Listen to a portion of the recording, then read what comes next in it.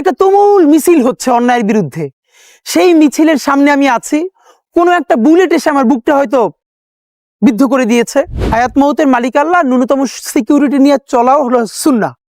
কিন্তু আমাদের লড়াইটা হলো, আমার মা স্বাভাবিকভাবেই কান্নাকাটি করেন, আমার পরিবার সবাই। তো আমি আমার মাকে বলেছি যে দেখো, মানে আমরা যে লড়াই নেমেছি, আমার একটা মনে হয় কি কোনো রাজনীতিবিদের না বাসায় মৃত্যুটা হইতে পারে না, এটা কোনো ভালো মৃত্যু না।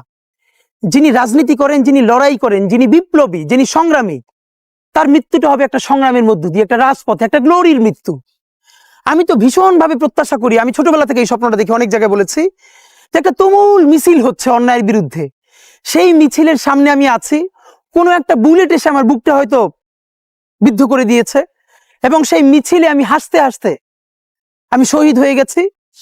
এবং সবাই যখন মৃত্যুটাকে ভীষণ ভয় পায়, আমি তখন হাসতে হাসতে আল্লাহর কাছে ভীষণ সন্তুষ্টি নিয়ে পৌঁছতে চাই যে আমি একটা ন্যূনতম ওই জীবনটা লিড করতে পারলাম, যে আমি একটা ইনসাফের হাসি নিয়ে আমি আমার আল্লাহর কাছে পৌঁছতে চাই। সুতরাং আগামী 50 বছর বাঁচলাম, কোনো ইম্প্যাক্ট তৈরি হলো না আমার দিয়ে, দেশের জন্য, রাষ্ট্রের জন্য, উম্মার জন্য, জাতির জন্য।